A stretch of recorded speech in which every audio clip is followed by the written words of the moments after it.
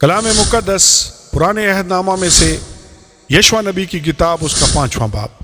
اور جب ان اموریوں کے سب بادشاہوں نے جو یردن کے پار مغرب کی طرف تھے، اور ان کنانیوں کے تمام بادشاہوں نے جو سمندر کے نزدیک تھے، سنا کہ خداوند نے بنی اسرائیل کے سامنے سے یردن کے پانی کو ہٹا کر سکھا دیا، جب تک ہم پار نہ آ گئے تو ان کے دل پگھل گئے، اور ان میں بنی اسرائیل کے سبب سے جان باقی نہ رہی، جلجال کے مقام پر ختنہ۔ اس وقت خداوند نے یشوع سے کہا کہ چکمک کی چھریاں بنا کر بنی اسرائیل کا ختنہ پھر دوسری بار کر دے۔ اور یشوع نے چکمک کی چھریاں بنائیں اور کھلنیوں کی پہاڑی پر بنی اسرائیل کا ختنہ کیا۔ اور یشوع نے جو ختنہ کیا اس کا سبب یہ ہے کہ وہ لوگ جو مصر سے نکلے، ان میں جتنے جنگی مرد تھے، وہ سب بیابان میں مصر سے نکلنے کے بعد راستہ ہی میں مر گئے۔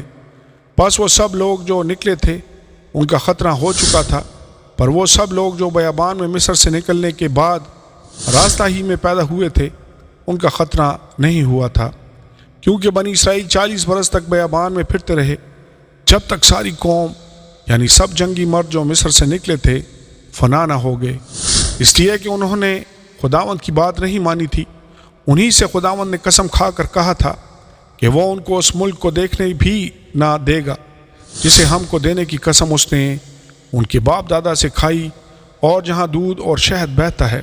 سو انہی کے لڑکوں کا جن کو اس نے ان کی جگہ برپا کیا تھا، یشوع نے ختنہ کیا، کیونکہ وہ نامختون تھے، اس لیے کہ راستہ میں ان کا ختنہ نہیں ہوا تھا۔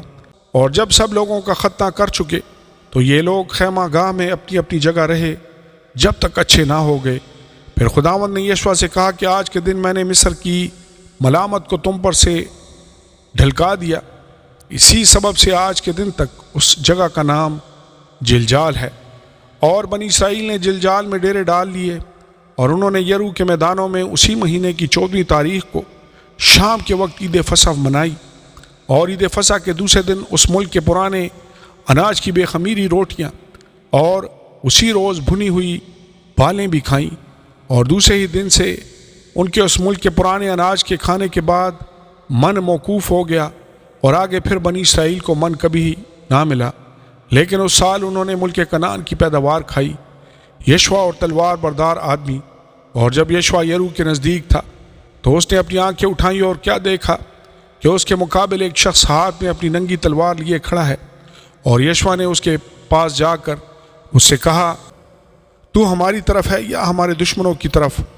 اس نے کہا، نہیں، میں اس وقت خداوند کے لشکر کا سردار ہو کر آیا ہوں۔ تب یشوع نے زمین پر سرنگوں ہو کر سجدہ کیا، اور اس سے کہا کہ میرے مالک کا اپنے خادم سے کیا ارشاد ہے؟ اور خداوند کے لشکر کے سردار نے یشوع سے کہا کہ تو اپنے پاؤں سے اپنی جوتی اتار دے، کیونکہ یہ جگہ جہاں تو کھڑا ہے مقدس ہے۔ سو یشوع نے ایسا ہی کیا۔ آمین اور آمین۔